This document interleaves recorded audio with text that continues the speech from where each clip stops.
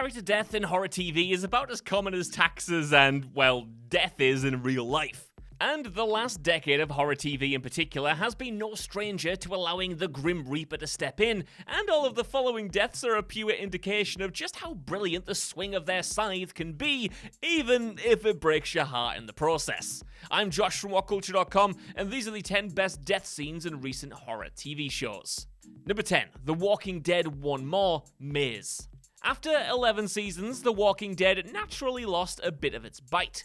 After countless death scenes and a bit of creative fatigue, it was rare for the show in its final years to muster up a genuine gut punch, though one of its final shockers came in the even unlikelier run of the bonus self-contained COVID-19 episodes that bridged the gap between season 10 and 11. The episode in question, One More, features franchise staples Aaron and Gabriel out on a supply run when they're ambushed in the night by a crazed lone gunman. This guy, Maze, played by the freaking excellent Robert Patrick, forces the pair to play a twisted game of Russian roulette. He gives them a choice: keep taking turns until one of the pair blows their own brains out, or turn the weapon on their friend to save their own life. It's all apparently to prove his own ideology, that humans, no matter how close they may be, will always turn on each other when the going gets tough.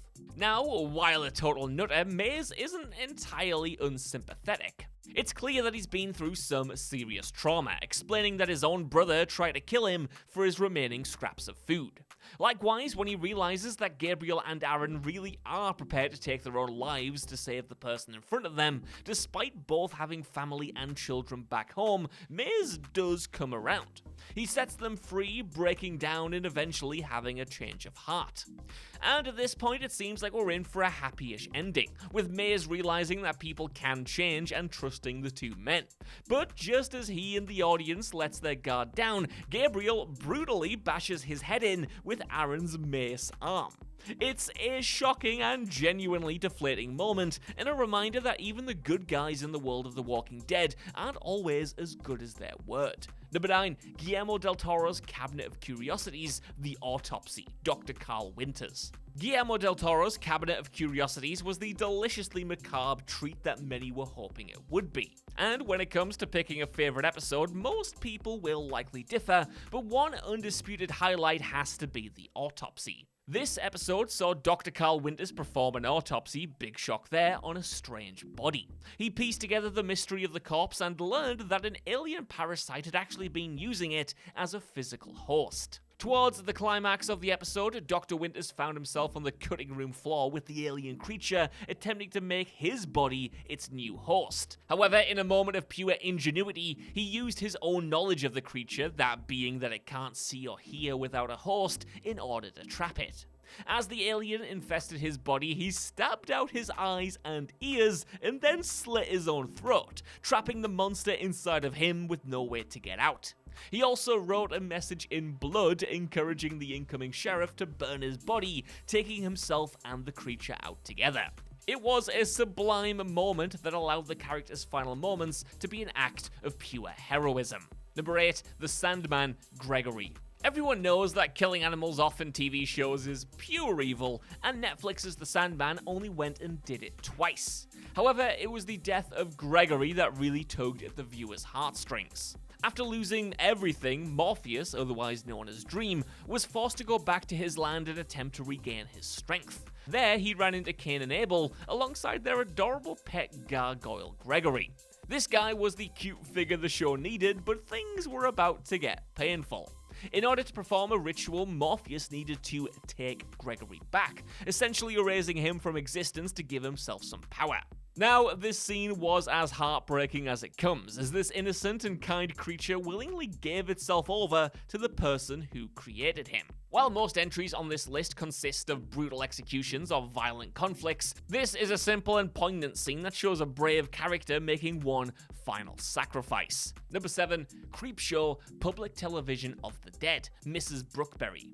Shudder's Creepshow series has been an unpredictable but often delightful slice of pure horror fun. You can never really tell what the series will give you next, but one shock nobody saw coming was the segment Public Television of the Dead. This shot saw a Bob Ross-inspired painter battling against a deadite-possessed Ted Raimi. Yes, really. This tongue-in-cheek Evil Dead parody introduced us to a character called Mrs. Brookberry, a violent, arrogant woman who wanted more screen time to herself and didn't care who got canned for it. So, seeing her eventually possessed by a Deadite certainly felt like karma on that one. Eventually, she found herself facing off against the protagonist Claudia, who took an axe to her head after proclaiming the supremely cheesy one-liner, "I'm cutting your budget." Just, magnificent. Brilliant stuff. Now, decapitation themselves in horror like this are often a ton of fun, but what makes this one even better was that the head slice was broadcast on public television. You got to see the chop in person, and then the image of kids reacting to it on their TV screens. This added a hilariously mean-spirited flavour to the death, and it's all the better for it. Number 6, Alice in Borderland, Chota, Karabé, and Sayori. For anyone unfamiliar with the death game mayhem of Netflix's Alice in Borderland, you are missing a real treat. This Japanese series is a fun yet terrifying delve into action, violence, mystery, intrigue, and unfortunately betrayal. In this series, a young man named Arisu is transported to a strange world alongside his two best friends, Chota and Karabé. There, they meet with a woman named Sayori and compete in a slew of terrifying games. And the price of losing these games is an agonizing death. In episode 3, a devastating challenge sees Arisu play against Chota, Karabé, and Sayori in a game that will result in only one of them surviving. They're all fitted with neck braces that have charged explosives in them and forced to play hide and seek, with the seeker being the only one who makes it out alive. After an emotionally harrowing conflict and a physical struggle between the friends, they all decide to hide and allow Arisu to take the win. He tries desperately to find them and let one of his friends live, but in the end he's forced to watch as Karabé's head explodes right in front of him, and this is only 3 episodes into the whole show. Number 5, All of Us Are Dead, Han Jeong-soo. As the title may suggest, plenty of people die in this horror show. However, that shouldn't come as much of a surprise, seeing as the series focuses on high school kids battling against waves of the undead, and if even Rick Grimes struggled, then you know these kids will. Picking just one death from the bunch is a tough ask, but one that really stood out, mostly for its unfairness, was the tragic demise of Han Jeong-soo. This character was the incredibly likable and loyal friend of Cheong-san. However, thanks to his poor financial position, he was despised by the spoilt rich kid Lee Na-young. And this hatred became all too real after she falsely claimed that he was infected, causing him to be quarantined. Rather than admitting her fault later on, Na-young decided to forcibly infect him with zombie blood from her handkerchief, causing him to turn.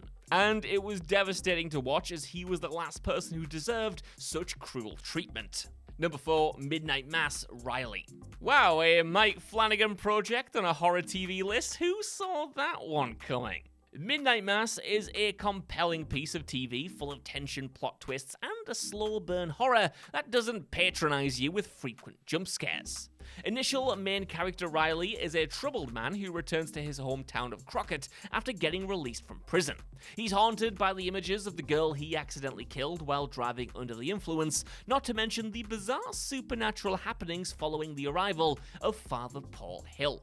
One saving grace for Riley is being reunited with Erin, a girl he's known since childhood. Unfortunately, just as this relationship begins to blossom, he stumbles upon the town's secret, a vampiric angel that's lurking on the island. As the beast notices Riley, it immediately pounces and takes a bite out of his neck. That's not all though. Waking up transformed, it seems as though Riley is destined to spend the rest of the show as the first real townsperson to become an undead monster. However, unable to live with himself, he takes a rowboat out with Erin, confesses his love to her, and to prove to her that he's not crazy about what just happened to him, allows himself to turn to ash in front of her as the sun rises. It is a haunting scene and a huge surprise to see the main character bite it before the climax of the show had even kicked into gear. Number 3, Squid Game, Ali. Squid Game was a series that walked hand in hand with death. The kill count on this Netflix original was so high that you were lucky to even make it out with just one of your favorite characters still breathing. Unfortunately, anyone who fell in love with the kind-hearted Ali, which was admittedly most viewers, knew this all too well. Throughout the show, characters would backstab, betray, and attack anyone and everyone to keep themselves afloat in the game, but Ali was not like that. He was trusting and helpful and did his best to keep his friends alive. Sadly, then the marbles game came along, and his naive nature was used against him. During this game, the character was paired with Chang Sang-woo and told to compete for a collection of marbles in any way they choose to. However, Sang-woo ended up deceiving Ali by stealing his marbles and trading them with a bag of small stones. So, when the timer went off, Ali looked inside the bag and saw that he'd been tricked and knew that a gunshot would soon come to his head. The moment was utterly heartbreaking, but did stand as one of the crowning pieces of storytelling in this stellar series. Number 2, Stranger Things, Chrissy. Yes, if you've been on any social media site that allows sound in the past year or so, you'll no doubt be familiar with the dramatic cries of Eddie Munson as his drug deal with the popular cheerleader Chrissy turned into a painful mess. The 4th season of Stranger Things was a dramatic return to form in general for the Netflix horror show, and it brought in the terrifying Vecna as the new big bad, as well as delivering some of the scariest moments to have ever taken place in Hawkins, Indiana. But the demise of Chrissy takes the prize as the most visceral one yet. Now, this poor girl was tormented by strange visions and terrifying events, leading the audience to believe that a terrible fate was coming her way. And eventually, this prophecy came true as Vecna, from inside her own mind, contorted her body and tore out her eyes. The moment was shocking to be sure, but what made it all the more dramatic was the fact that Eddie and Chrissy had such sublime chemistry. Seeing this happen to such a kind and likable character stung hard. Number 1, The Haunting of Hill House, Nell. Yep, it's Mike Flanagan back at it again with yet another genuinely genius character demise. However, while Riley's death in Midnight Mass was an emotionally charged exchange, Nell's death was simply a mind-blowing revelation. All the characters in The Haunting of Hill House went through hell, but poor Nellie had it especially hard. She was haunted from a young age by the terrifying appearances of the Bent Neck Lady, that being a ghostly figure with a snapped neck. This all came to a head when her therapist recommended that she return to the site of her trauma, the titular Hill House. However, whilst there, she's greeted by visions of her life as a child, though those visions eventually fade, and she's met with the ghost of her mother, who puts a noose around her neck and pushes her off a stairwell. And as if the hanging wasn't bad enough, Nell then transports through time to all the moments where the Bent Neck Lady appeared before her, realizing that she had been this ghostly figure all along.